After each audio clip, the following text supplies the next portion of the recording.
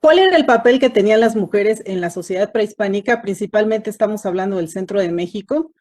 ¿Y cómo era su vida cotidiana, no? ¿Cuáles eran, pues sí, cómo transcurría su vida desde que nacían, pues hasta que fallecían y cuál era el papel que tenían en la sociedad? Entonces, si hay algún problema con la presentación, les pido que me digan si se atoren algo o si se deja de ver. Y estos son los temas que preparé para ustedes. Vamos a hablar primeramente de la representación de las mujeres en sus actividades cotidianas. Después voy a comentar respecto a los ciclos de vida. Como tercer punto voy a hablar sobre la sexualidad y el embarazo. Y voy a finalizar con el tema de la vejez, cómo vivían las mujeres su vejez. Bueno, esta lámina que ustedes observan aquí pertenece al documento que se llama Códice Mendoza.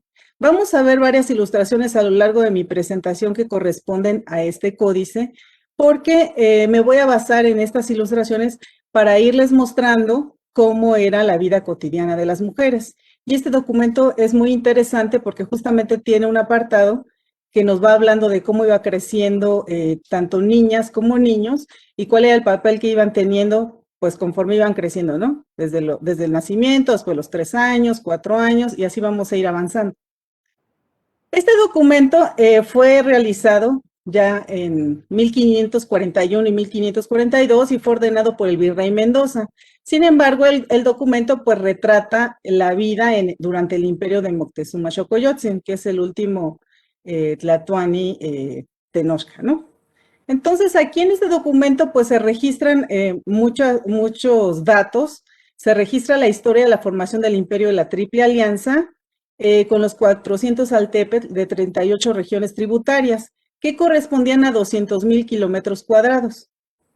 Y este documento, como les digo, pues fue ordenado por el virrey Mendoza, porque sería mandado a Europa, a Carlos I de España y V de Alemania, ¿no?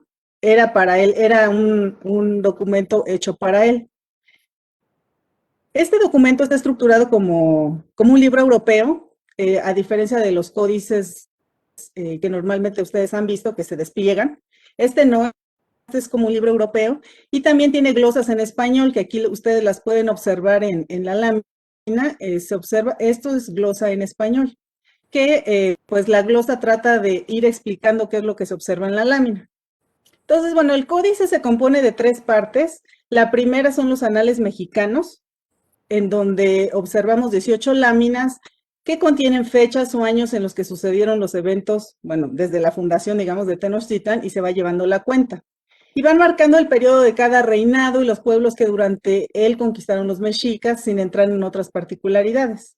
También dan a conocer con precisión las guerras y el creciente progreso del señorío de los mexicas y concluyen con el reinado de Moctezuma. Entonces, bueno, esta es una primera parte. La segunda parte, no sé si ustedes recuerden, pero es el libro de tributos. Es bastante conocido algunas láminas porque nos muestra qué tributaban exactamente, o sea, plumas o mantas o aves, bueno, plumas de aves preciosas, cuentas de piedra verde. ¿Cuáles eran los tributos que llevaban regiones que actualmente corresponden al Estado de México, Hidalgo, Morelos, Puebla, Veracruz, San Luis Potosí, Oaxaca, Guerrero, Chiapas, a la Ciudad de México? Acuérdense que Moctezuma II pues tenía sometido a gran parte del territorio mexicano, del actual México, antes de la llegada de los españoles, y les habían impuesto pues tributos de materiales, digamos, que abundaban en sus zonas, ¿no? Entonces, esta es la segunda parte del códice, y la tercera parte, que es en la que nos vamos a centrar, es la etnografía, que nos muestra justamente lo que vamos a ver, la vida cotidiana de la sociedad. Entonces, es la tercera parte, consta de 16 láminas, en donde se van presentando las costumbres de los mexicanos, como les decía, desde que nace un niño, y distintos oficios, inclusive la manera de hacer justicia. Cuando se termina este documento, es enviado a Europa, sin embargo, es interceptado en el mar por bucaneros franceses y nunca llegó a las manos de Carlos I y V de Alemania. Entonces, Carlos I de España y V de Alemania. Nunca llegó a sus manos. Entonces, se pierde el documento, pasa por distintas manos en Francia, hasta que después el jurista John Selden en 1584, que vivió de 1580 a 1654, lo adquirió y para su colección de manuscritos orientales y terminó en la Biblioteca Bodleiana de Oxford desde 1659. Actualmente este documento se encuentra ahí, en Oxford. Bueno, entonces esta tercera parte es en donde nos vamos a retomar bastantes láminas para ir viendo cómo era la vida de las mujeres. Entonces, nosotros a partir de las representaciones pictóricas y escultóricas del México antiguo tenemos representaciones de las mujeres y a veces no conocemos qué tantas representaciones existen respecto a las mujeres, porque muchas veces nos quedamos con las imágenes que más famosas, digamos, del Museo de Antropología, en donde básicamente encontramos a dioses, ¿no? Dioses y obviamente masculinos, ¿no? Pero tenemos bastantes representaciones de mujeres en su vida cotidiana. Por ejemplo, esta es una cerámica, una figurilla cerámica, y está pues esta mujer cargando a su nena, porque fíjense cómo está representado este bebé, tiene faldita, una falda pequeña, y este pequeño rebozo, ¿no? Y es interesante porque corresponde lo que nosotros encontramos en los códices, o sea, cómo representan a las mujeres justamente con las representaciones escultóricas, que son las que generalmente observamos en los museos. Entonces aquí pueden ver esta escultura femenina, cómo está sentada, y esta postura es nada más de las mujeres. Nunca van a ver a un hombre sentado de esta manera. Esta postura era femenina. Y también se representa en los códices. Justamente esa postura, las mujeres están representadas en esas posturas porque era la postura más común que llevaban a cabo, en la que llevaban a cabo muchas de sus actividades cotidianas. Recordemos que las mujeres se encargaban de cocinar y cocinaban pues en el fogón, ¿no? Entonces están pues justamente en esta postura haciendo, bueno, cocinando, obviamente echando tortillas, también en esta postura hacían cerámica, también ellas se encargaban de la ropa de su familia, entonces pues tejían la ropa de su familia y también molían el maíz, que es una actividad pues que les llevaba bastante tiempo, o sea, era de hecho la primera actividad que hacían o de las primeras, también barrían, pero de las primeras que hacían es estar moliendo el maíz. Entonces es muy importante esta postura. Nunca van a encontrar a un hombre en esta postura, jamás. Ahora es que ni hombre terrenal, digamos, humano, ni Dios representado. Y en los códices, ustedes pueden observar que aparecen estas formas que se llaman vírgulas. Y esto quiere decir que esta mujer, bueno, aquí nada más estaba representando como su postura, esta mujer está hablando. Algo importante en las mujeres y que ustedes pueden observar en los códices es que las mujeres siempre se representan un poco amarillas, ¿no? De hecho, ellas se ponían maquillaje. ¿No? El maquillaje no es un elemento de la cultura moderna. El maquillaje siempre ha existido, digo, desde la antigüedad y también existía aquí en México. Entonces las mujeres ocupaban dos tipos de maquillaje. Había uno de origen mineral que se llama tecozahuitl, y que uno se lo ponía como el polvo y te da una apariencia amarilla. Recuerden que el tono de piel pues de las mujeres indígenas, si uno le echa un polvo que fuera rosa se ve mal, pero si uno le echa polvo amarillo, justamente pues quita todas las imperfecciones, ¿no? Y también ocupaban uno de origen animal que es ashin, que es un gusanito que pues obviamente lo molían, y también era como maquillaje líquido, y también daba esa apariencia de quitar, digamos que las imperfecciones. Entonces, digamos que el arreglo no es algo de la cultura actual, y siempre ha existido. Y algo importante que ustedes pueden ver en los códices es este tipo de peinado. Hay peinados específicos para cada etapa de la vida, y este peinado que se llama de cornezuelos es el típico de la mujer casada. porque cuando una mujer es soltera puede ocupar el cabello suelto, pero ya que es casada, se lo dividían, se lo cruzaban por detrás y se lo llevaban aquí a esta parte de su cabeza y lo dejaban en cornezuelos. Y así es como se observa en los códices y también lo podemos observar en las figurillas. Otra parte importante es es su vestimenta, ¿no? La vestimenta obviamente corresponde el huipil y el cueit a las mujeres. El cueit es la falda y esta falda era un trozo de tela largo que se enredaba, ¿no? Y se fajaba. Se ponían sí, una faja, pues, para detenérsela, y encima se ponían el huipil, que es este camisola un poco larga que iba encima de la falda, ¿no? Aquí pueden ustedes observar que en esta lámina se representan a mujeres, pero de clase alta, porque aquí pueden ver el adorno que tienen sus faldas, y esto corresponde justamente a las mujeres de clase alta. Las mujeres del pueblo no podían ponerse este tipo de adornos, ¿no? Acuérdense que en época prehispánica las sociedades eran sociedades jerarquizadas y había solo cierto tipo de ropa se la podían poner la gente de clase alta y también los adornos. Cierto tipo de adornos pues corresponden justamente a ellos. Y respecto al algodón, el algodón lo podían ocupar solamente los nobles. Si una persona del pueblo, hagan de cuenta que se encuentra algodón y pues quería poner quería, no sé, ocupar este tipo de ropa de algodón, bueno, el castigo era la muerte, ¿no? Por haber transgredido, digamos, que su clase social. Entonces no podían hacerlo. La gente de la clase baja pues ocupaba el enequén, que es una fibra, pues no se parece al algodón, francamente. Entonces, aquí en esta lámina también pueden ver los distintos peinados que tienen las mujeres. Ustedes pueden identificar que aquí tenemos mujeres casadas por el tipo de peinado, y en este caso pues tenemos mujeres solteras, ¿no? Que tienen su peinado de cabello suelto. Aquí hay otra lámina más. Esta corresponde al Códice Florentino.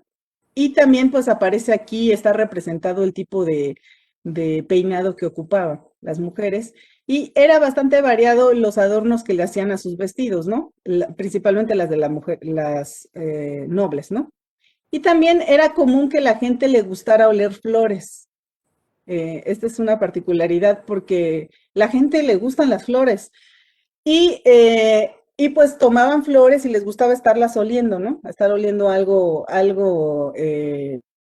pues agradable. Entonces aquí se pueden observar pues estas mujeres que traen sus flores y pues seguramente las estaban oliendo y caminando por la ciudad.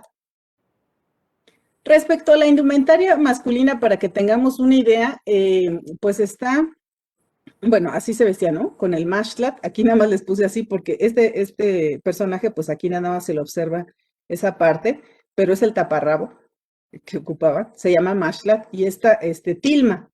La tilma, pues era como un pedazo de tela que se lo amarraban aquí nada más al hombro. Entonces, realmente su ropa, pues era sencilla, porque no pasaban realmente demasiado frío. Andaban con el mashlat los hombres y con la tilma, ¿no? Y su peinado, pues es ¿no? Este que se observa así. Ya hay una distinción de peinados en los rangos de los guerreros, ¿no? Ya hay uno que es así como de cabello levantado, y hay una distinción, hay algunos que se hacen como un chongo, pero esos ya son porque tienen rango de guerrero. Entonces, bueno, esta lámina es la primera que les voy a mostrar del Códice Mendoza, y aquí se observa cómo es el nacimiento de un bebé. Entonces vemos del lado izquierdo a una mujer que dice mujer parida, ahí se ve la glosa en español. Mujer parida es la mujer que acaba de tener a su hijo, y enfrente de ella se observa al bebé que está en una cuna, y la glosa nos dice cuna con criatura, ¿no? Estos rosetones que están encima de la cuna marcan son cuatro, y marcan 4 días. Al cuarto día de nacido viene la partera, que además de ayudar a parir a la mujer, pues también se quedaba con ella, ¿no? Era una mujer anciana, que tenía pues obviamente conocimientos de medicina, y viene a hacerle el baño ritual al bebé. En este caso es un bebé masculino. ¿no? Es un nene. Entonces aquí tiene una cazuela con agua encima de unos juncos. Y pues el baño ritual es básicamente como un bautizo, ¿no? Lo dedica al agua, al bebé, y pues lo dedica, bueno, a los dioses del agua, ¿no? Entonces, realmente hay ahí como un paralelismo que podemos ver con el catolicismo, ¿no? En cuanto al bautizo por agua. Encima del agua están las insignias masculinas, ahorita las vamos a ver, y debajo las insignias femeninas. Y aquí se marca con puntos, si era bebé, digo, si era más, varón, pues las insignias eran estas, ¿no? Pero si era mujer, las insignias eran estas, las de aquí abajo, ahorita las vamos a ver. Y aquí con los pies que están dando vuelta, esta marca de pies está marcándonos el camino que hacía la partera con el bebé durante el ritual, el baño ritual. Entonces, bueno, la partera era la encargada del baño ritual de los infantes y ahí le está mostrando las insignias. De hecho, aquí si ustedes observan en la glosa, dice las insignias. Y aquí dice escoba y cestilla, ¿no? Ahorita lo vamos a ver. Entonces, como les decía, las insignias masculinas eran las herramientas de varios oficios de acuerdo al oficio del papá del bebé.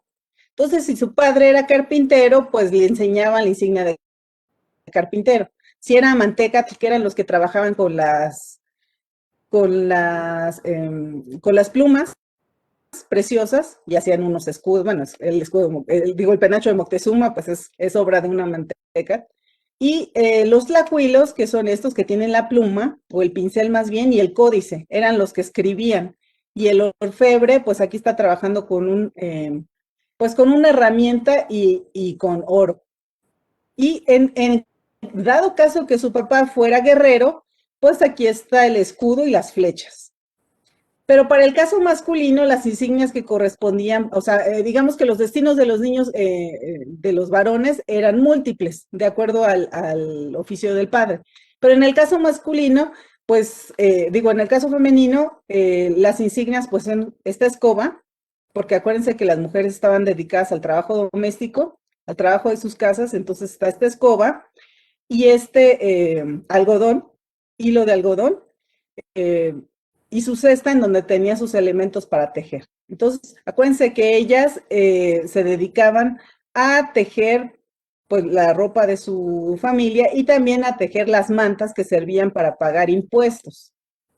Entonces aquí observamos a esta adolescente que está barriendo, ¿no?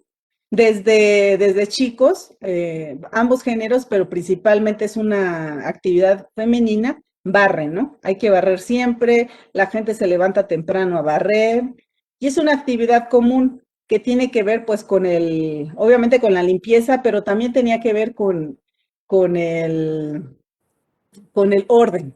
Entonces, para que no haya caos en mi casa, yo tengo que barrer, ¿no?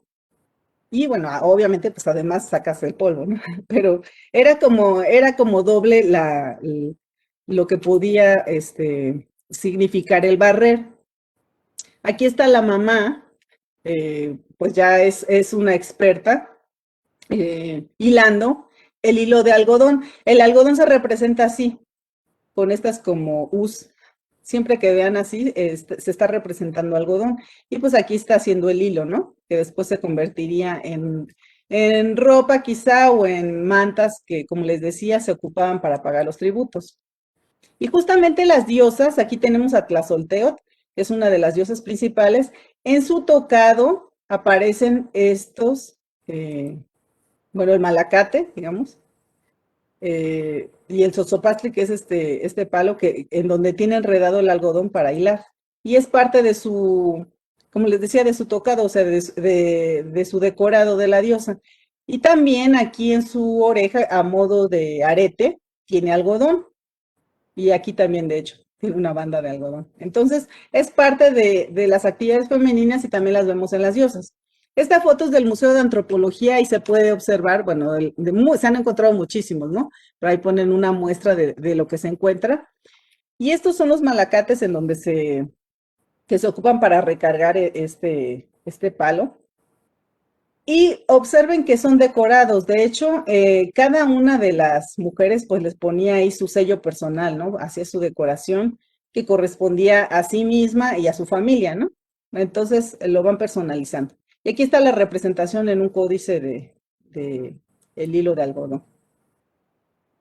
Entonces, pues justamente aquí está otra representación de Tlazolteotl en el Códice Borbónico y observen cómo está el algodón, pues por todos lados, ¿no? Porque como les decía, el algodón, esto blanco, el otro, esto blanco, el algodón tenía muy, bueno, es parte de la identidad femenina, ¿no? Era parte de su vida cotidiana. Y aquí, bueno, aquí Tlazolteotl pues está pariendo, ¿no? Como se puede observar, aquí va saliendo su hijito. Inicialmente el bebé está acá arriba y baja por obra de los dioses al vientre de la diosa y nace. Aquí me pareció importante que tuviéramos que tuviéramos una idea de la esperanza de vida. Estos datos corresponden a Teotihuacán. Teotihuacán es el periodo clásico, obviamente es muchísimo antes del periodo antes de la conquista, son muchísimos años antes. Sin embargo, la mortalidad, pues la alta mortalidad se mantiene también en el posclásico, que es el periodo en donde estamos hablando. Estos datos son de Teotihuacán, como les digo, del periodo clásico, anterior, mucho anterior al periodo posclásico, pero esto se mantiene porque las guerras, las enfermedades, pues diezmaban a la población. Entonces, en una excavación arqueológica se encontraron 129 esqueletos. De estos 129, 24 son individuos no natos, es decir, que murieron en el vientre. De esos 129, 28 son neonatos, es decir, que nacieron, pero murieron en las primeras horas o en los primeros días. Y en total hay 52 defunciones de criaturas que no lograron llegar a los 2 meses de edad, es decir, ya llevamos el 40% de la población encontrada. El número de defunciones entre los 2 meses y los 5 años de edad es de 26, o sea, del 20%. Observen que apenas estamos a los 5 años de edad, ya cuánto llevamos. Entonces, si sumamos estas cifras, obtenemos que de esta población que se excavó en este barrio, digamos, de Teotihuacán, obtenemos la cifra de 78 muertos antes de los 5 años de edad. Es decir, que más del 60% de la población moría. Ya si uno libraba los 5 años de edad, pues ya casi casi estaba del otro lado, pero pues cuántas personas ya habían muerto en los primeros años, ¿no? Por eso pues tenían que tener bastantes hijos, porque si no, pues la población desaparecía de un momento a otro. Entonces, por eso es tan importante que las mujeres tuvieran hijos, ¿no? O sea, una mujer sin hijos no, es inconcebible. Entonces, bueno, ese es el parámetro de la alta mortalidad en época prehispánica. Y respecto al ciclo de vida en agua, que estamos hablando del centro de México y más que nada de México Tenochtitlan, el ciclo de vida en agua lo dividían de esta manera. La niñez era de los 0 a los 13 años, más o menos, la juventud de los 13 a los 26, ya la edad madura es de los 26 a los 39, y ya realmente muy poca gente llegaba a la vejez. Acuérdense que ya era una cosa impresionante, ya era casi un fenómeno, y lo digo así, un fenómeno, porque realmente espantaba a la gente ver a gente tan mayor, o sea, la gente con tantos años, ahora nos sorprende porque pues 30 años uno dice, pues no está tan grande, ¿no? Es joven, pero en este parámetro de vida muy corta que tenían, pues en realidad en México la gente vivía muy poco hasta principios en 1910 toda la gente vivía muy poco. Ya fue después, gracias pues, a los avances médicos, a las vacunas y a todo esto que ha permitido que la vida de los humanos pues llegue a los 70 y ahorita 90, ¿no? A 100 años, hay mucha gente de 100 años, ¿no? Increíble. Pero en ese caso, acuérdense que el ciclo de vida, el siglo más bien, un siglo correspondía a 52 años. Entonces, una persona de 52 años era realmente un fenómeno. Y lo digo así porque una persona con tantos años en la Tierra acumula mucho tonali. El tonali es una fuerza que se obtiene del Sol. 52 años obteniendo este tonali hacía esta persona demasiado fuerte, tenía esta fuerza capaz de hacer, por ejemplo, mal de ojo, ¿no?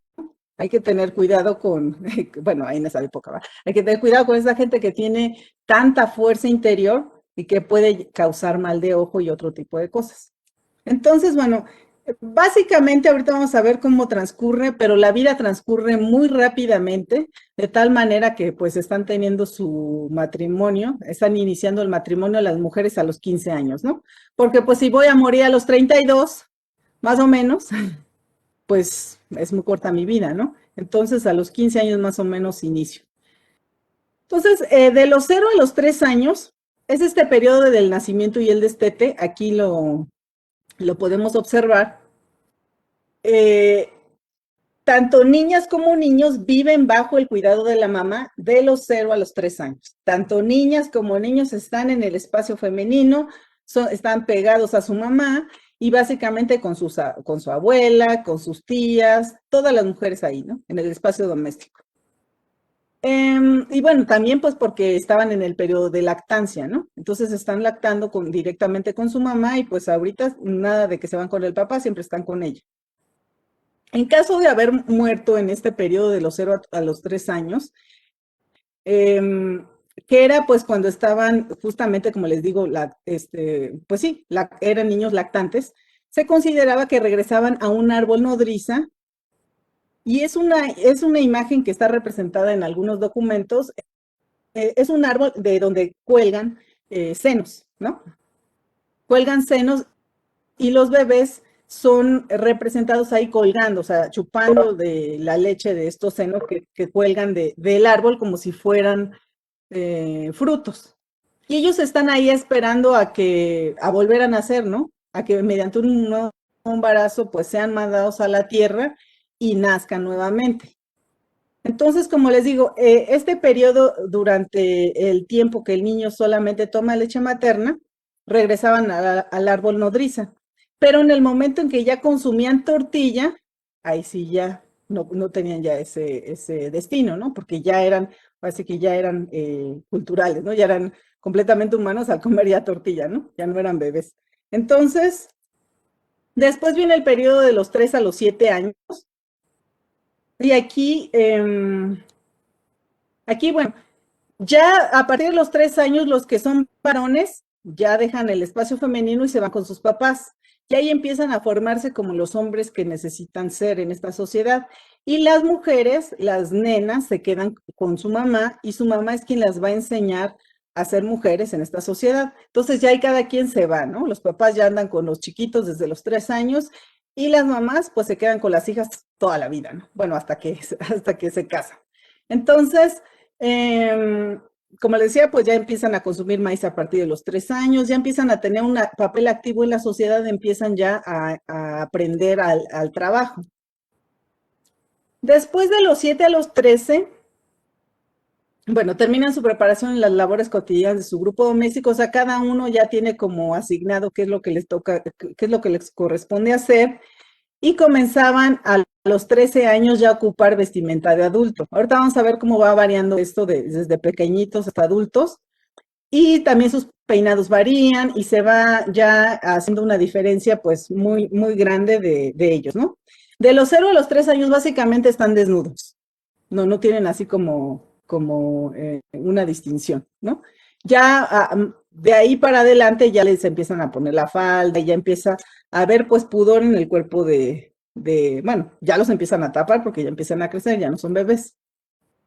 Aquí esto corresponde al Códice Mendoza, como se los había señalado. Esta lámina con estos elementos en azul muestra los 3 años de edad. De hecho, aquí dice 3 años de edad, así como, como letra de doctor, pero ahí dice edad. Y dice muchacho, media tortilla y pues media tortilla también, ¿no? Entonces aquí a los niños a los 3 años de edad, como les decía, los empiezan a cubrir poco a poco. De los 0 a los 3 años básicamente andaban desnudos, pero de los 3 años de edad ya le ponen la tilma al niñito y no le ponen todavía el mashler porque pues el niño si tiene ganas de hacer pipí, pues hace. No hay problema, ¿no? Nada más se sientan ahí en la tierra y hacen, pues como actualmente en los pueblos indígenas, ¿no? Pues el niño va y hace.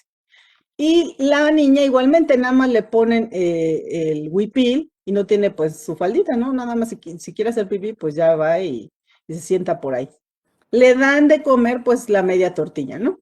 No es que le dieran media tortilla a lo largo del día, sino en cada comida, porque a veces como media tortilla y aguantaba, ¿no? Pues es una representación de cómo va avanzando el alimento. A los 4 años ya le dan una tortilla completa a cada uno. Acuérdense que apenas tiene 4 años. Todavía aquí observamos que no tiene su mashlat, el niño, pues es un pequeñito de 4 años. Le ayuda en algunas labores a su papá a llevar agua. Por ejemplo, aquí está llevando agua. Esta es la representación de códices del agua. Es azul y al final con caracoles, como si fuera caracoles de mar, perdón, pero es simplemente la representación del agua. Y aquí la mamá tiene en su mano derecha pues la flor del algodón y pues aquí lo van hilando, ¿no? Y ya le está enseñando a la niña cómo debe de empezar a hacer la madeja de algodón, aunque pues aquí la niña todavía como que no sabe, nada más está observando. A los 5 años los niños, aquí pueden ustedes observar, los niños siguen con el papá y la niña va a seguir con la mamá. A la niña fíjense que le tienen el cabello muy cortito, todavía no tiene su cabello largo así como si anduviera, bueno, como ya mayor, pues. No importa, aquí como es niña chiquita, pues anda con el cabello corto. Los niños pues también. Aquí el niño está cargando leña, porque era muy importante para tener siempre ahí la reserva de leña para el fogón. Aquí ocupan su tilma justamente para cargar, ¿no?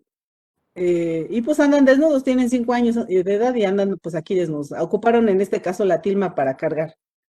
El otro hermanito, digamos, está cargando con la tilma, no sé si se observan o si logran distinguir unos huesos muy largotes, ¿no? Son unos huesos de mamut, porque acuérdense que la cuenca de México estaba llena de mamuts, no sé si han visto las noticias, pero está lleno, lleno, lleno. Aquí era un paraíso para los mamuts, obviamente antes de época prehispánica. Entonces, ahora que se está excavando, pues en el aeropuerto hay cantidad de mamuts, pero hay cantidad de mamuts por todos lados, ¿no? Quizá debajo de su casa hay muchos mamuts y no lo sabe. Pero en época prehispánica, obviamente se encontraron con los huesos de mamut y los utilizaban pues para distintas cosas, ¿no? Pero entre las cosas que se creía de estos grandes huesos era que como pues eran fémures muy grandes de mamuts, pensaban que antes aquí habitaban gigantes, ¿no? Y por eso pues decían, no, es que aquí, imagínense el tamaño de este fémur, pues eran seres humanos altísimos que vivían antes aquí. Y aquí en el caso de la niña, pues sigue aprendiendo, ¿no? La mamá le sigue enseñando porque no es fácil hilar, ¿no? Entonces aquí tiene 5 años y apenas ahí va aprendiendo. La niña aquí se observan, ya le pusieron falda, pero es una falda muy sencilla, no tiene ningún adorno como el de su mamá, nada más pues ya tiene su faldita. Para los 6 años, los niños los mandaban al mercado. Esta representación es una roca que estaba en medio del mercado y cuando aparecen los códices quiere decir pues el mercado, ¿no? A donde se vendían todos los productos. Aquí ustedes pueden observar que están comiendo ya tortilla y media y tienen 6 años. Uno de los niños justamente pues va al mercado y lo representan comiéndose una tuna roja, ¿no? Se encontró en el mercado una tuna y pues decidió comérsela. Y su hermano lo que está haciendo es, en el mercado, pues como ustedes saben, pues hay muchos productos que se caen, ¿no? Al piso. Y a este niño, pues la comida no debe de estar, digamos que no se debe de desperdiciar y lo mandaban para que andaba con una jicarita y recogiendo todo el maíz que viera ahí que pues nadie quería, ¿no? Pues ya lo recoge, lo lleva a su casa y pues ya sirve para alimento. En el caso de la mamá, está ya ahora sí la niña pues aprendiendo y ya lo estaba haciendo ya ella solita, ¿no? Nada más la mamá está hablando y dándole las indicaciones y la niña pues ahí ya está hilando, ¿no? Ya tiene este adorno rojo en su ropa y tiene 6 años. Para los 7 años, al niño, aquí ustedes pueden observar del lado izquierdo el niño, ahí trae pues una red. Recordemos que estamos hablando del centro de México, entonces estaba el lago de Texcoco alrededor, ¿no? O sea, vivían de los productos del lago en gran medida la dieta prehispánica, en este caso la tenochca, ¿no? Y pues mandaban al niño ya a pescar, ¿no? Ya estaba aprendiendo a pescar y eso pues le serviría bastante en su vida adulta. La niña continúa perfeccionando el hilado del algodón, siguen comiendo tortilla y media y la mamá pues le sigue enseñando, ¿no? Aquí hasta se ve como que le está señalando que lo haga, pues que se fije y que lo haga muy bien. Ya para los 8 años es cuando ya vienen los castigos. Aquí vea cómo los niños ya, el niño llora y la niña llora, ¿no? Porque conforme va haciendo la educación mexica, pues también obviamente los niños no quieren hacer lo que les corresponde, entonces ya empiezan a desobedecer. Aquí de acuerdo, son muy pacientes los padres y muy amorosos, especialmente de los 0 a los 3 años, era un amor tremendo que les tenían a los niños. Ya después los empiezan a educar, a educar, a educar, y a los 8 años ya si empiezan a ser rebeldes, pues les empiezan a decir, mira, hijito, si vas a ser rebelde, ¿qué es lo que te va a pasar? Le muestran lo que va a ser su castigo. Y estas son púas de maguey. Entonces a los 8 años simplemente se las muestra. Si no obedeces, mira, ¿con qué te voy a picar? Y pues de todas maneras, ya el niño ya está llorando, todavía no le hace nada, pero ya llora, ¿no? Eso es a los 8 años. A los 9 años, pues como no obedeció y está de rebelde y no quiere trabajar o está de flojo el niño, pues ya le aplican los castigos en dado caso, que sea rebelde el niño. Ahí sí los papás no aceptaban que fueran desobedientes, ¿no? No podían ser niños desobedientes ni flojos, porque todos tenían que, pues, encaminarse y trabajar para la familia. En ese caso, a los 9 años, si el niño era desobediente, pues no le iban a dejar. Bueno, si no quieres trabajar, pues hay que quedarte acostado, mijito, y ya yo trabajo y te traigo todo. No, no. Aquí si no trabajas, entonces vas a ser castigado. Y pues ya el niño lo castiga. En este caso, pues lo amarra el papá y le da picotazos con la púa. Dijo con las espinas de maguey, perdón. Y pues obviamente el niño llora. En el caso de la niña no la amarran, pero la mamá le pica con la espina de maguey aquí en la muñeca. Y pues obviamente le duele, ¿no? Y llora. Para el caso de los 10 años ya pueden aplicar otro tipo de castigos en caso de que sea el niño desobediente, ¿no? Y yo creo que no era la generalidad que fueran desobedientes, porque los padres estaban ahí todo el día con ellos, ¿no? Entonces, ya si fuera un niño desobediente, pues sería un caso un poco extraño. Pero en dado caso que llegara a ocurrir que fuera desobediente, pues había el castigo, ¿no? Y ya se encaminaba. Entonces aquí dice la glosa, de hecho, dice castigándolo con un palo. Entonces con el palo le va a dar al niño y pues está llorando. En el caso de la niña, pues la mamá, ahora sí la niña no quiere hilar, no le gusta hacer esto, ya no lo quiere hacer, pues la mamá le amarra las manos y dice, aquí te quedas y si no lo haces, pues te voy a dar con este palo. Y pues se presentan los niños llorando. Ya para los 11 años el castigo aumenta y acordémonos que es una sociedad, pues que es una sociedad muy dura porque la realidad era muy dura, ¿no? Los niños vivían en esta sociedad en donde quizá iba a llegar de pronto una guerra y pues no podía ser un niño consentido que no iba a saber ni qué hacer, ¿no? No, tenía que ya saber trabajar de acuerdo a su edad y en dado caso que sucediera algo con sus papás, pues iba a tener que salir adelante. Entonces, como les digo, el castigo va aumentando de acuerdo con la edad. Y obviamente un niño, no es lo mismo un niño de 11 años desobediente que uno chiquito, ¿no? Entonces, en este caso, el castigo es bastante fuerte porque es el oler chile. Entonces, prenden el chile, bueno, lo ponen en el fogón, empieza a ahumar con chile y si te acercas, pues se te mete el humo y una tosedera horrible. Claro que es todo muy medido, ¿eh? Porque si pones un niño ahí en el humo y se te pasan los segundos, pues se te puede quedar tosiendo y quizás hasta se te muere, ¿no? Entonces es muy medida la cosa. No, no crean que eran así como que tan crueles, pero pues sí, el niño pues seguro que se espantaba. Ya para los 12 años, pues ya están entrando ya, digamos que a la adolescencia nuestra, y el niño desobediente en dado caso que ocurriera un niño desobediente, pues aquí se observa que al niño lo deja amarrado el papá sobre tierra húmeda.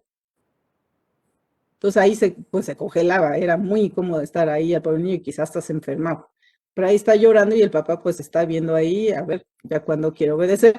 Y a la niña la levantan en la noche, aquí ustedes pueden observar que es la noche, estas son las estrellas, que son estas, pues sí, como ojos, se llaman ojos estelares porque son estrellas. y se muestra pues la luna, la levanta a la mamá en la noche a la niña y la pone a barrer. Entonces, de hecho, en época prehispánica la gente era muy trabajadora, eh, se levantaba muy temprano a trabajar, o sea, su día comenzaba muy temprano, pero pues ya en la tarde pues ya no trabajaban, ¿no? O sea, ya la tarde ya descansaban en su casa, pero la jornada inicia temprano. Ya a los 13 años, aquí ustedes pueden observar que los niños, los varones, ya saben pues navegar en el lago, llevan las canoas para aquí y para allá con leña y ayudan pues bastante en su casa. Y la niña ya está empezando a moler el maíz, que es una actividad realmente difícil, o sea, hay que meterle mucha fuerza para estar moliendo el maíz. Y están en esta postura, pues sí, de rodillas, que finalmente, como les he mencionado, la actividad de moler el maíz es diaria, porque la tortilla era la base de la alimentación, es diaria, y la niña pasa mucho tiempo ahí, pues moliendo el maíz, ya niña, ya jovencita, pues. Y justamente lo que se encuentra arqueológicamente es ya una deformación en el empeine de las mujeres debido a que han pasado demasiado tiempo sentadas, ¿no? No están sentadas como platicando, no, están sentadas trabajando y hay una deformación ya en su empeine. Y aquí se observa pues que la niña ya está aprendiendo, bueno, muele maíz, pero aquí ya tiene su olla, su comal con sus tres piedras, que el comal siempre se pone sobre tres piedras, perdón, y aquí pues ya tiene más elementos para aprender a cocinar.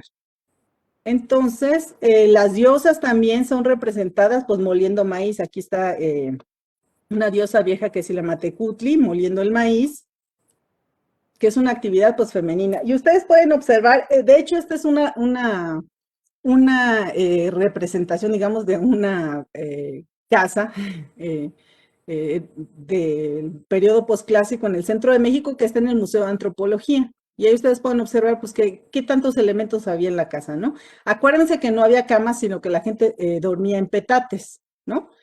Ponían su petate y dormían ahí encima. Y aquí de hecho hasta le pusieron el perrito, ¿no? Que seguramente había el perrito de la familia, pero aquí está el fogón y pues donde guardaban sus alimentos, sus granos y aquí está el petate, ¿no? Porque el petate pues se levanta durante el día y se pone en una esquina. Y aquí está, bueno, la mano de metate se llama metlapili y la piedra de moler pues se llama metate. Y aquí está la representación, aquí están los papás y la niña pues es la que está encargada aquí de cocinar, ¿no? Ya la niña sabe y pues la mamá la deja a que ya ella pues aprenda a cocinar y justamente pues le cocina a sus papás, ¿no? Ya va haciendo sus prácticas de cocina antes de casarse.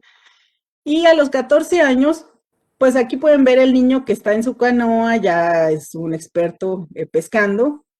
La niña, bueno, ya termina lo del hilado y ahora está con el telar, ¿no? Ya hacen, como les decía, parte de las labores femeninas es encargarse de la ropa de su familia. O sea, si la mamá no hace la ropa, pues la familia no se viste. Entonces ella era encargada parte de esta labor para su familia. Y pues esta labor sigue siendo básicamente femenina en los pueblos indígenas de México. Las niñas aprenden a, a ocupar el telar, pues en muchos grupos indígenas, ¿no? Esta niña es de Guerrero. Para el caso de cuando ya cumplen los 15 años, acuérdense que vamos como que año por año, aquí se observan estas como pelotas azules que van marcando los años, aquí ya ven 15 años. A los 15 años los niños, los varones, escogían si iban al Calmecac o al Tepochcali. Aquí hay un error en la glosa, ¿no? Es Tepochcali. El Tepochcali era donde aprendían a ser guerreros, aquí está el maestro de los guerreros, y el Calmecac es el sacerdote, aprendían a ser sacerdotes. Ese era el destino, digamos que de los jóvenes a los 15 años. Y salían, pues ya cuando se graduaban de ahí, salían pues ya alrededor de los 18 o 20 años, de acuerdo al programa que seguían, y ellos ya más o menos se casaban los varones como a los 20 años.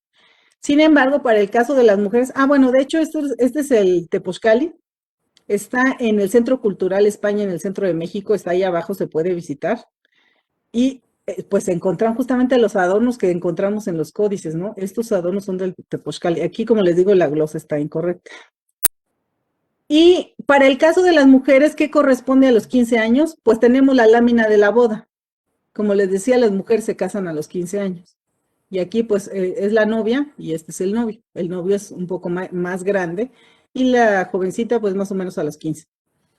¿Qué sucedía en la ceremonia de la boda? Aquí está súper resumido lo que sucedía, pero bueno, van unas mujeres a buscar a la novia, que es ella, a su casa, y la comadrona, que a veces también era la misma partera, pero era una mujer grande, la carga, así como ustedes pueden observar, la carga y la trae a la casa del novio, en donde se celebra la boda y en donde iba a vivir. Ya después se independizan, pero inicialmente llegan ahí y ya después el Estado les da un terreno propio a la gente que es casada. Ya son una unidad doméstica nueva y tenían ese privilegio, ¿no? De que les daban ya un terreno para cultivar y obviamente para que paguen impuestos, ¿no? De su trabajo. Entonces, en este caso aquí vemos que la trae a la casa de sus suegros y ustedes pueden observar que aquí la novia tiene esta pintura roja, ¿no? Esta pintura roja que quizá nos parece a nosotros pues un poco extraña, pero es parte del maquillaje de la boda. Le ponían la boca así roja a todo. Y era como un simbolismo pues de la novia y de que ya estaba preparada para el matrimonio y obviamente pues para el inicio de la vida sexual. Aquí pues están los suegros, está, pues, aquí dice viejo, vieja, viejo, vieja. Bueno, estaban también los viejos del pueblo, ¿no? Que los exhortan a, pues, les dan como consejos, ¿no? Consejos para que tengan hijos, que sean obedientes, trabajadores, consejos para, pues, para ellos como matrimonio, que se cuiden, que se quieran, que resuelvan sus problemas. Había muchísimos consejos que se daban en época prehispánica. Quizás hasta nos, convendría retomar todos estos consejos para, para que los jóvenes, bueno, supieran, o sea, la experiencia de los viejos era muy tomada en cuenta y los aconsejaban con mucho cariño, pero tienen dado caso que estuvieran tomando por un mal camino, pues también los regañaban, ¿no? Entonces, aquí podemos observar también el banquete de la boda, hay comida, ahorita lo vamos a ver en la siguiente lámina. Y aquí, bueno, ven a la mujer anciana, aunque a veces la mujer anciana pues tenía 40, acuérdense, ¿no? No era tan anciana para nuestros parámetros, pero para este caso pues sí, ya era una reverenda anciana, ¿no? Y carga a la jovencita de 15, así pues, como lo cargan con la frente, ¿no? Tenían bastante fuerza en el cuello. Y ustedes pueden observar la comida que se daba en la boda. Entonces aquí pues tenemos pues pulque, ¿no? Tenemos aquí unos tamalitos, tenemos aquí también este mole de guajolote. Aquí se ve que está el guajolote ya listo para el mole. Y esta es justamente la unión que se daba. Están sobre un petate, que es, bueno, donde van a tener obviamente sus relaciones sexuales, y los unían anudándole sus mantas, ¿no? La tilma con el huipil de la jovencita. Ese era el símbolo de la unión, como ahora puede ser el lazo que se pone en algunas bodas. Siento que como que ya empieza a ser en desuso el lazo, pero bueno, el lazo. O el anillo. El anillo, digamos que es una representación de la unión matrimonial y con eso se sellaba ya el compromiso. Y la boda, pues dura varios días, de hecho, no era así como que nada más una tarde, no, duraba bastantes días. Y esta pareja nueva se encierra en una habitación mientras la fiesta está afuera, ¿no? La fiesta sigue afuera por varios días y ellos están ahí encerrados, pero no crean que están teniendo relaciones, están autosacrificándose, es decir, que se van poniendo espinas de maguey en algunas partes y sangra, ¿no? Es como un sacrificio para sus dioses para que los bendiga en esta nueva etapa de su vida. Una vez que pasa ese momento, ahora sí ya tienen relaciones sexuales y algo importante que se menciona es que después de la primera relación sexual sale el novio y muestra el petate y pues el petate pues se debe demostrar con sangre, ¿no? De que pues acaba de perder la virginidad la jovencita. En dado caso de que la jovencita, pues, digamos que no sangrara, puede ocurrir que, que no sangre y pues se podía sospechar de ella de que no era virgen, ¿no? Entonces, puede ocurrir dos cosas, o sea, que el novio dijera, no, pues no sé por qué no sangró, pero yo sé que ella es mi esposa y me quedo con ella, y ya pues decían, bueno, ya es tu esposa y quédate. Pero en dado caso que el esposo se pusiera en un plan de que no, se me hace que no es virgen, la devolvía a sus papás. Y en ese momento ahí va de regreso la muchachita y la gente que estaba en el banquete, lo que ocurría es que pues era un escándalo, ¿no? Ya se imaginarán, y una práctica que tenían era, en dado caso que eso ocurriera, rompían los platos en donde estaban comiendo. Entonces armaba un escándalo tremendo, rompiendo la vajilla y pues terminaba todo eso pues en una cosa muy escandalosa y pues triste. Para el tercer tema que les quiero platicar es el de la sexualidad y el embarazo. Hay muchas representaciones del embarazo que tenemos no solamente para el centro de México en el posclásico, sino para todo el periodo prehispánico.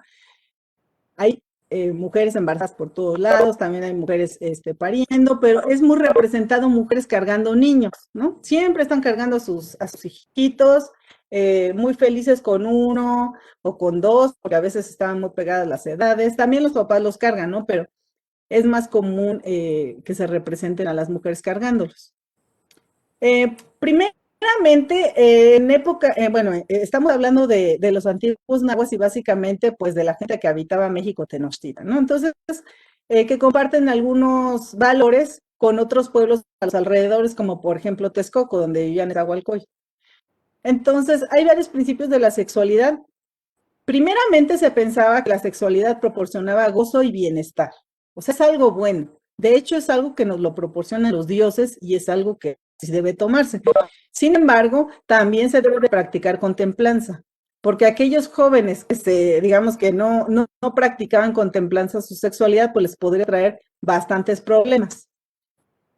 Algo importante es que se pensaba que los jóvenes, o sea, los varones, tenían como una cierta cantidad de semen. En dado caso de no medir, digamos, que sus relaciones sexuales y las empezaban muy temprano, cuando quisieran tener hijos ya estaban agotados, o sea, ya no había nada. Y podían pues ser rechazados por su esposa, ¿no? Decir, pues ya no hay nada ahí adentro, ¿no? Ya no sale. Entonces, por eso se debía de practicar con templanza. Eso por la parte de los varones y como les mencioné por la parte de las mujeres, pues lo que se esperaba era que llegaran vírgenes al matrimonio. Y esto principalmente es en las familias nobles, ¿no? Ahí las familias nobles pues tenían que poner un ejemplo muy importante para toda la sociedad, un ejemplo de buen comportamiento, de buenas prácticas dentro de las familias, pues porque son la familia gobernante, ¿no? En el pueblo, digamos que pues la gente pues luego obviamente tenía ese ideal, pero a veces no se cumplía. Y algo común que ocurría era que pues los jovencitos se conocían pues en el mercado, se conocían en el Cuicacali, que era el lugar a donde iban a aprender a bailar y a cantar, que era importante para sus fiestas. Pues ahí en el Cuicacali en las tardes cuando ensayaban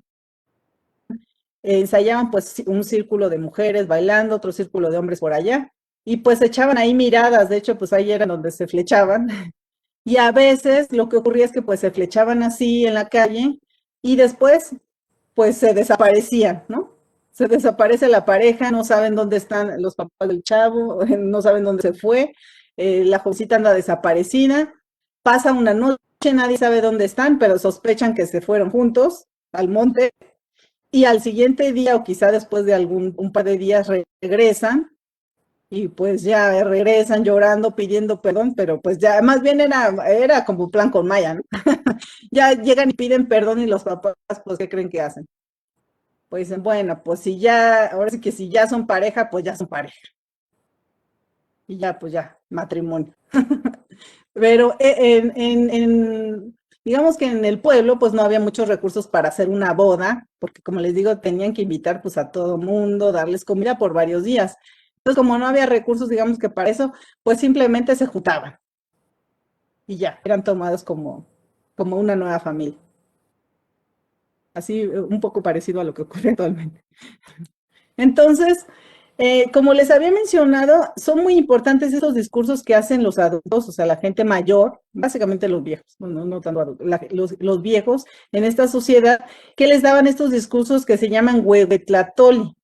¿Y qué significa huehuetlatoli? No, huehue significa antiguo y tlatoli, pues palabra, ¿no? La antigua palabra que son los discursos llenos de sabiduría que nos daban que les daban los viejos a los jóvenes, y básicamente pues era para inculcar principios morales, ¿no? Entonces aquí se puede observar que la mujer pues está hablando bastante porque tiene 3 vírgulas, ¿no? Está hablando, pero y el jovencito pues está escuchándola, ¿no? Está escuchando, está como medio, pues un poco triste quizá, ¿no? Porque lo están regañando bastante. Otra parte importante en el lenguaje náhuatl, que es la lengua que hablaban aquí, les digo, en los grupos que habitaban el centro de México, que eran pues varios grupos, perdón. Estaban los tenochcas, pero también estaban sus vecinos los tlatelolcas, pero estaban también los texcocanos que están del otro lado del lago, también estaban los chalcas, los ochimilcas, los tepanecas, bueno, una serie de grupos, pues de todo aquí de donde actualmente está la Ciudad de México, pues todos estos grupos compartían la lengua que se llama la lengua náhuatl. Y en la lengua náhuatl hay unas frases que están compuestas por 2 palabras que se llaman difrasismos. Entonces la gente hablaba con este tipo de frases y que pues son bastante poéticas, ¿no? Pero eran práctica común de esta gente. Entonces, por ejemplo, para referirse a la mujer, en lugar de decirle, pues mujer, digo, sí, igual. Había como una frase que la identificaba con ella, entonces le decían Incueil Inhuipil, y significa la mujer. ¿Y qué es Incueil Inhuipil? Incueil, habíamos dicho que es la falda, Inhuipil y el huipil. Entonces la falda, el huipil, cuando decían, no, pues la falda, el huipil, pues las mujeres, ¿no? Inquali, inyectli, lo recto y lo prudente. Entonces, cuando estamos hablando de las cosas buenas, en lugar de decir, no, pues lo bueno, yo digo inquali, inyectli, lo recto y lo prudente. Cuando estoy hablando de la sexualidad ilícita, bueno, me puedo referir a ella diciendo inteutli intlazoli. Toda esa sexualidad transgresora que tenía que ver con la sexualidad, pues que se hacía durante el adulterio, la sexualidad, digamos, homosexual, digamos que toda la sexualidad que pues está alrededor de la sexualidad que privaba, ¿no? Entonces, esa sexualidad ilícita, digamos que la llamaban el polvo, la basura, inteutli intlazoli. Y por ejemplo, la frase caer en adulterio, cuando decían, no, pues tal persona está en adulterio, en lugar de decirlo, pues así está en adulterio, decían tropezar con la falda con el huipil ajeno. Ica inteque huipil nehuitecos. Tropezar con la falda con el huipil ajeno. No se ahorraban, digamos que palabras, o sea, es parte de su forma de ser, expresarse de esa manera, ¿no? Era una manera bastante poética de hablar, y pues ellos decían que era el buen hablar, porque en otros grupos prehispánicos no hablaban de esa manera, ¿no? De hecho, hasta criticaban a otros grupos, ¿no? Porque ellos decían, es que nosotros hablamos bien, ¿no? Se oye pues muy bien nuestra lengua, y otros se oye como si estuvieran ladrando, decían. Escucha como si ladraran. Eh, y bueno, para el caso que estamos hablando de la sexualidad, hay un término que es auyani, y se refería a estas mujeres, pues a las mujeres públicas, ¿no? Había varios tipos de auyani. Algunas eran mujeres que habían caído pues en esta práctica de la prostitución, debido pues a que eran huérfanas, ¿no? Una mujer sola en una sociedad en donde necesitabas pues todo este contexto familiar que te protegiera, o un padre o un esposo, y si te quedaste huérfana y pues no tenías esposo, pues estabas en las calles, ¿no? Entonces podían ser ellas. Pero también hay otro grupo que se ha identificado de mujeres que eran como sacerdotisas, pero que pues practicaban la prostitución, pero ya es como que en otro, es diferente, ¿no? A la sexualidad callejera, digo, a la prostitución callejera. Y a las mujeres que practicaban la prostitución, pues las llamaban de distintas maneras y obviamente eran mal vistas, ¿no? O sea, siempre son criticadas, pero pues están ahí presentes, ¿no? O sea, en sociedades prehispánicas existe la prostitución, la gente la ve mal, pero pues bien que están ahí por alguna razón. Entonces, Les decían, por ejemplo, mujer malvada, ¿no? Cihuatlahueliloc, Cihuatlahueliloc. Pero también le decían que ellas hacen con su cuerpo perversidad. Entonces es Mahueltian. También decían dadora de su carne, Macanamacac, vendedora de su cuerpo, Manacanamacac, o joven perversa, Ichpustlahueliloc, o anciana depravada, porque no necesariamente eran mujeres jóvenes, a veces ya eran pues más grandes, ¿no? Y la Matlahueliloc, también les decían borracha, Tlahuanqui, perdón, también ebria, Xocomixqui, también muy ebria, Tequi Xocomixqui, también muy borracha, Tequi Tlahuanqui, también les decían persona muerta, Tlacamiqui, flor muerta, Fuchimiqui, vanidosa, el Tecuetla, presuntuosa, Cuecuetol, perdón, y mujer contoneante o que se menea, ¿no? Siguacuecuech. Acuérdense que pues estamos en una sociedad en donde hay una norma de comportamiento pues muy fija, justamente pues para las jovencitas tenían que ser pues mujeres que no estuvieran pues coqueteando, ¿no? Finalmente lo que se esperaba era que se casaran y que fueran mujeres pues de su casa, ¿no? Entonces las mujeres casadas pues eran las que como les digo no andaban como en la calle, estaban en su casa trabajando en todo lo que les correspondía. Y pues las prostitutas pues no estaban en su casa, ¿no?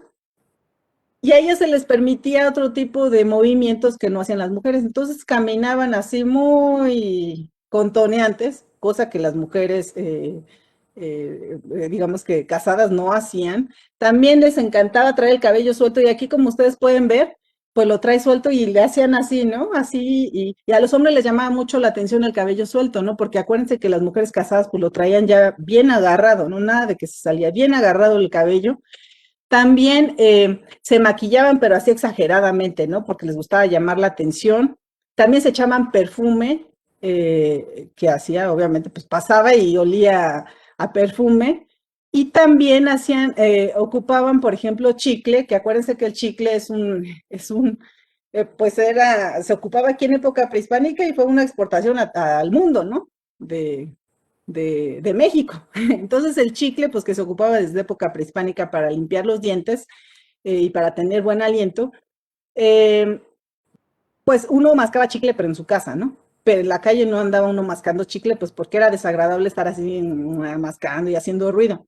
Pero las prostitutas sí lo mascaban para llamar la atención, entonces estaban con su chiclote así en la calle, pues obviamente llamaban la atención, como les decía, movían así, meneaban su cabello, y como les digo, eran muy criticadas, ¿no?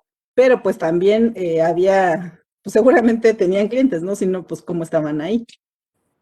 Y algo que ocurre, que se menciona bastante, es que las mujeres, si los barrios, bueno, eran todas conocidas, ¿no? Las familias se conocían, entonces si veían que andaba una prostituta ahí por la calle, pues las mujeres le decían de cosas, ¿no? Porque querían que se fuera de ahí, ¿no? ¿Qué? ¿Tú qué haces aquí, huérfana? Eres una gorda, vete de aquí, ¿no? Inclusive hasta le llegaban a jalonear el cabello para que se fuera, ¿no? ¿Qué estás buscando aquí, mi esposo? Él es hombre casado, vete de aquí, ¿no? Y así se defendían las mujeres, pues entre ellas, y obviamente pues defendían, digamos que su grupo doméstico, y pues las corrían, les jalaban el cabello para que se fueran, y pues obviamente que las insultaban. Pasando a cómo sucede, cómo es la concepción del embarazo, como les había mencionado y vimos en la lámina de Tlazolteotl, se observa que tiene el bebé por acá arriba y luego pues aparentemente ya nace, ¿no? Era importante varias cosas que se conjuntaran para que una mujer pudiera embarazarse. No nada más era la mera relación sexual, obviamente era necesario, pero ahorita veremos en qué consistía. Pero necesitaban que los dioses pues te vieran con gracia para que tuvieras esa posibilidad de embarazarte, ¿no? También tenías que cumplir con tus obligaciones, eh, pues digamos poniendo tu ofrenda para los dioses, barriendo, haciendo lo que te correspondía para que tuvieras ese cumplimiento, tuvieras ese cumplimiento y pudieras embarazarte, ¿no? Porque el embarazo pues es un regalo muy grande, ¿no? También, bueno, ahorita vamos a ver que tienen que cumplir con ciertos preceptos, algunos que están basados en la lógica y otros en magia, para que el embarazo no se pierda. Y pues también para lograr bueno, para que tuviera y naciera finalmente el bebé, pues se necesitan medicamentos y destreza de la partera, que era quien ayudaba, justamente. Entonces, vamos a revisar esta parte. Em, bueno, aquí está la lámina que les menciono, que vimos anteriormente de Tlazolteo. Está el bebé aquí arriba, después pues baja y ya nace.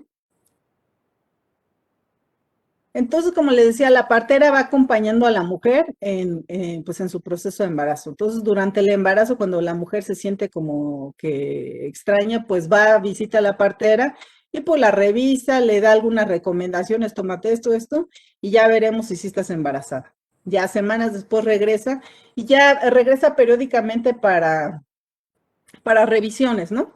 Y ya al final, pues ya son más seguidas, digamos, que las consultas para llegar al momento del parto. Pero el papel que tienen las parteras es muy importante y es un papel que llevan a cabo las mujeres mayores, las que ya están en la menopausia. Durante la juventud, digamos, de las mujeres y de su vida adulta, hasta antes de la menopausia, las mujeres están básicamente embarazadas y criando, embarazadas y criando. Pero ya que, digamos que pasan esa etapa y ya son menopáusicas, ahora sí ya salen de su círculo, o sea, de su domesticidad que han vivido durante toda su vida y pueden tener otro tipo de papeles.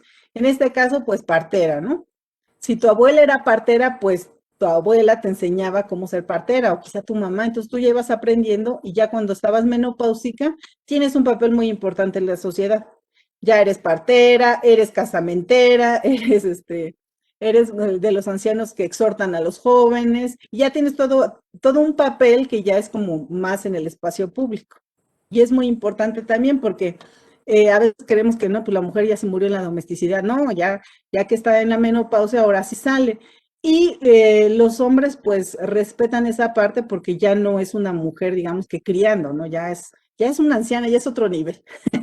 Entonces, hay mucho conocimiento respecto al cuidado del embarazo y una planta muy importante es este grupo de plantas que se llama Cihuapatli, que se ocupa bastante en el embarazo y la ocupan para el momento del parto, ¿no? Esto ayuda a que se den las contracciones y a que finalmente salga el bebé. También se ocupa la cola del tlacuache. No sé si habían escuchado esta parte, pero bueno, aquí es el tlacuache, es una representación del tlacuache, que es un animal muy común aquí en el centro de México, quizás hasta lo han visto en el patio de su casa. Este tlacuache, que es este mamífero, ocupaban su colita para apurar el embarazo, digo, para apurar el parto, digamos. Ya estaba, la mujer había entrado ya en trabajo de parto, pero pues puede tardar horas. Pero si le daban la cola del tlacuache molida y deshecha en agua y se la tomaba, esto provocaba que se viniera ya el alumbramiento. Y bueno, hay gente que se lo tomaba justamente cuando no quería tener a un bebé y sentía que ya estaba embarazada, se lo tomaba para abortar, ¿no? Entonces, también si alguien tomaba, y en este caso había como la anécdota de que un perro se comió la cola de un tlacuache y pues como tenía este poder, esta cola de tlacuache provocó que le salieran hasta los intestinos y expulsó todas las tripas, ¿no? Entonces, bueno, estaba así como este pensamiento de que era muy poderosa la cola de este animal para apurar el parto. Y entre los preceptos, digamos, todas las recomendaciones que existen para lograr el embarazo y que no termine en un aborto, si fuera un embarazo muy temprano, o en un parto prematuro, que pues también es algo muy preocupante que se puede llevar la vida de la mujer, también de la mamá. Había varias recomendaciones. Por un caso, digo, primeramente, no debían de hacer esfuerzos excesivos, ni levantar objetos pesados, ni correr, ni nadie la debería de asustar. Y pues esto tiene mucho que ver con que obviamente si uno está embarazada y se pone a cargar cosas pesadas, pues te va a venir un aborto, ¿no? Esto era como parte del conocimiento acumulado, ¿no? O sea, de la práctica. Seguramente se conoció de casos que habían seguido trabajando muy fuertemente y se les vino el aborto. También debían de comer y beber alimentos buenos y calientes, especialmente cuando ellas estaban durante su menstruación o sangraban en el inicio del embarazo. Y esto es importante porque si no el niño se deshidrataría o se secaría el líquido amniótico. Entonces la mujer durante el embarazo debía de comer y beber alimentos buenos y calientes para que el niño no se deshidratara, o sea, ya estaba gestándose y no se quedara sin líquido amniótico. También no debía de ver cosas que la enojaran o que la asustaran o que la disgustaran, porque esto mismo le provocaría al niño el susto y lo abortaría. Entonces, igualmente este tipo de preceptos pues siguen incluso en la Ciudad de México en la actualidad, o sea, cuando hay alguien embarazada, pues sí le dicen, no la hagan enojar, porque pues puede abortar, no la asusten, déjenla tranquila, bien cuidada, ¿no? También durante los primeros 3 meses, acuérdense que estamos con meses de 20 días, debían de tener relaciones los padres para que el bebé creciera. Como les decía, la concepción obviamente pues se daba pues con la relación sexual, pero se consideraba que se necesitaba seguir con las relaciones inicialmente para que ese bebé creciera, o sea, necesitaba de semen del papá para crecer en los primeros meses. Ya después ya no debía seguir ocurriendo las relaciones porque podía venir pues un parto doloroso. Se pensaba que si el papá seguía teniendo relaciones con la mamá, eso ya no se debía hacer, ya después más avanzado el embarazo, eh, el semen iba a provocar que quedara pegado adentro el bebé y cuando lo quisiera, bueno, cuando quisieran hacer el bebé se iba a quedar pegado como bañado en atole y no iba a poder salir. Entonces, el papá debía de abstenerse. También se pensaba que si el papá pues no se podía abstener y seguía con relaciones, aunque la mamá ya tenía un embarazo muy avanzado, podían hacer manco o lisiado de las manos y los pies. De hecho, bueno, están en los códices representados. Bueno, aquí está. A ver, ahorita me regreso. Están representados pues algunas afecciones que tenían pues algunas personas, ¿no? Esto se llama pie equinovaro y está representado pues aquí ciguateo, una ciguateteo tiene los pies así que se llama pie equinovaro y podía ser causado por, como les decía, que el papá pues no se supo abstener y pues salió lisiado el bebé. Esta lámina, aunque no corresponde al centro de México, es el códice Nutra, o sea, corresponde a la zona de Oaxaca, pero es muy bonita porque se observa cómo la mujer está sobre la placenta y está el cordón umbilical y ya está acá el bebé naciendo, ¿no? Entonces, pues obviamente primero nace el bebé, está ahí todavía conectado con el cordón umbilical y ya después pues se alumbra la placenta, ¿no? Entonces, tenemos datos de que no se cortaba el cordón luego, como actualmente se hace, sino que se le dejaba pegado para que la oxigenación no se cerrara, digamos así de supetón, y ya después pues alumbra la placenta y ya ahí sí es cuando viene el corte. Entonces, pues justamente este es este es Tezcatlipoca, perdón, y es un dios que pues no tiene un pie, ¿no? Ahí hay luego una explicación. Pero pues también están representadas personas que tienen estas discapacidades. Entonces, otro tipo de preceptos que incluso son muy comunes en la actualidad es de que no deben de ver colgado porque si no, entonces al bebé se le nace con el cordón umbilical alrededor del cuello. De hecho, actualmente en Xochimilco, las mujeres que están embarazadas no deben de pasar por encima de una manguera, por ejemplo, porque si no van a hacer que su bebé se le enrede el cordón umbilical.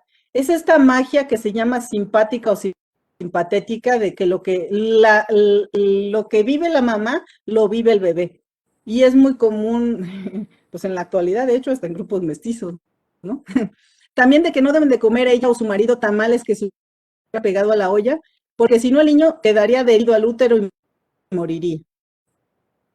También que no debe de dormir mucho la mamá durante el día, porque si no el niño va a nacer con los párpados hinchados.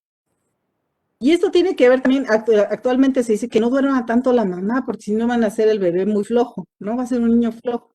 Y eso va a tener que ser, pues, culpa por estar durmiendo tanto. También esto tiene que ver con lo que ahora se dice de que si a la mamá se le antoja un elote, pues que se le busque el elote, porque si no el niño nace con cara de elote. O sea, nace con cara de lo que se le quedó el antojo a la mamá. Y tiene que ver mucho con esta parte. También que no debe de mascar chicle la mamá, porque si no van a hacer con los labios hendidos y no podría mamar, tendría este labio leporino y no podría mamar. Igualmente, pues se le debe de dar a la embarazada lo que desea, porque si no, el bebé sufre, ¿no? Si el bebé se le está antojando, no sé, jícama, no hay jícama, ¿no? Pues consígansela, porque si no, el bebé ya está sufriendo.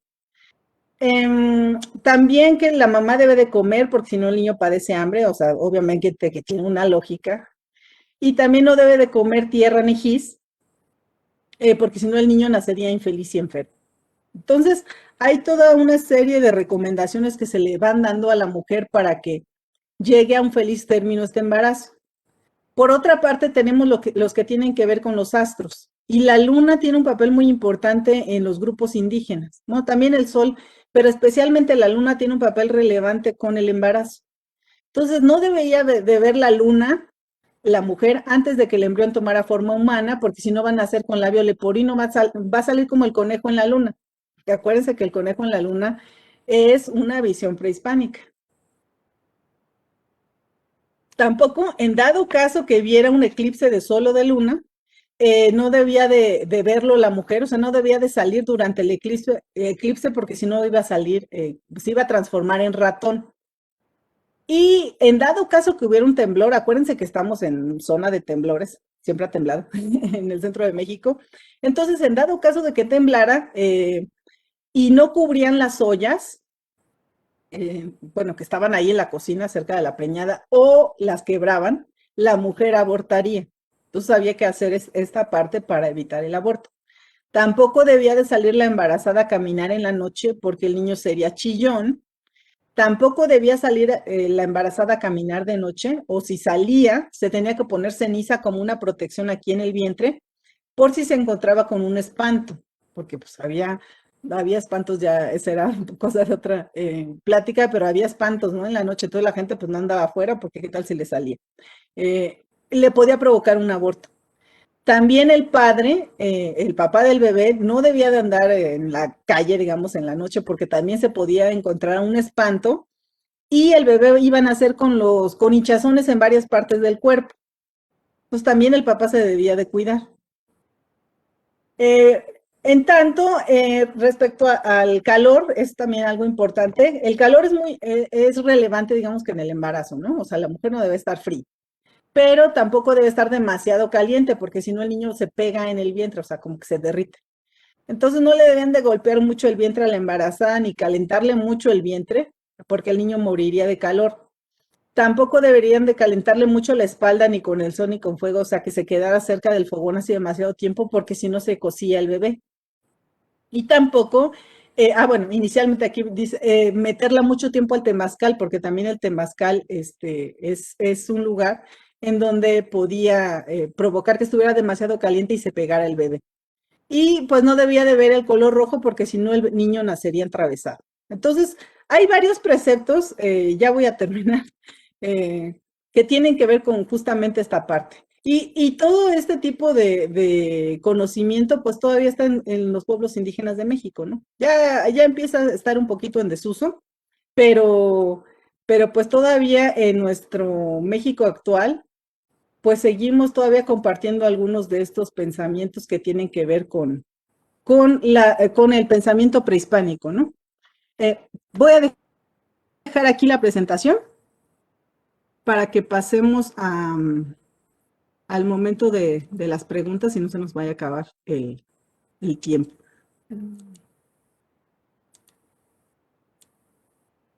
Estoy intentando Bien, parar la presentación. bien, bien, muchas gracias, doctora. Qué Sí, interesante y bueno, sobre todo bastante divertida la última parte, ¿verdad? Pero bueno, muy interesante todo lo que nos has compartido en la primer parte. Lamentablemente se nos acabó el sí, tiempo y ya se no nos... vamos a poder dar paso a a las preguntas, que sí se nos quedaron algunas ahí planteadas que nos dieron en las redes. Entonces vamos a intentar, más bien vamos a abusar de tu confianza, doctora, para que nos permitas mandártelas y hacer el compromiso con Sí, claro. nuestra audiencia para que les podamos hacer llegar las respuestas. Son algunas, no creas que son demasiadas, pero sí me gustaría que se las pudiéramos contestar. Entonces, pues finalmente cerrar agradeciéndote y agradeciendo a todo el público que ha estado muy atento. De verdad, los comentarios fueron muy favorables. Estaba la gente muy interesada por todo lo que nos compartiste. Y bueno, pues entonces invitarlos también a que se mantengan viendo todas las conferencias que vamos a tener en el marco de Fundaciones y Conquistas, particularmente en nuestro caso, con el tema de género. Hoy escuchamos una conferencia que es poco común, ¿verdad? En los círculos institucionales, ¿verdad? Pero nos sentimos muy contentos de haber escuchado toda esta sabiduría de la que no teníamos idea. Entonces, te agradecemos mucho, doctora. Muchísimas gracias. Buenas tardes a todas y a todos. Que tengan un excelente fin de semana y los encontramos en el siguiente evento. Que estén muy bien y hasta pronto. Buena tarde.